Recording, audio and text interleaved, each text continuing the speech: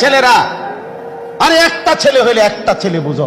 তুমি যদি মার সন্তান হও, তুমি যদি মুসলমানের ঘরে জন্ম নিয়ে থাকো, তোমার বাবা মুসলমান, তোমার মা মুসলমান, একটা ছেলে, আমার কথা শোনো, একজন 3টা বাজে বাইর হইলাই ফোলাডির লগে, রাতের 10টা পর্যন্ত আড্ডা দিলা, 7 ঘন্টা, একটা ছেলে তোমার একবার বললো না যে দোস্ত আসরের নামাজ পড়তি না, মাগরিবের নামাজ পড়তি না, এশার নামাজ পড়তি না? তুমি কোন দুঃখে এই ইবলিসের লগে চললা?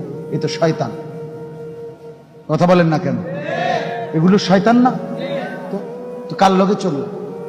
বুজুর্গানে দিন এজন্য বলতেন আল্লাহর ওলিরা, হাসরের ময়দানে যদি মাফ না পাই তো কুত্তার সমানও মূল্য নাই, আর হাসরের জমানে যদি মাফ পাই তাইলে মানুষের মূল্য হিসাবে মূল্য হবে।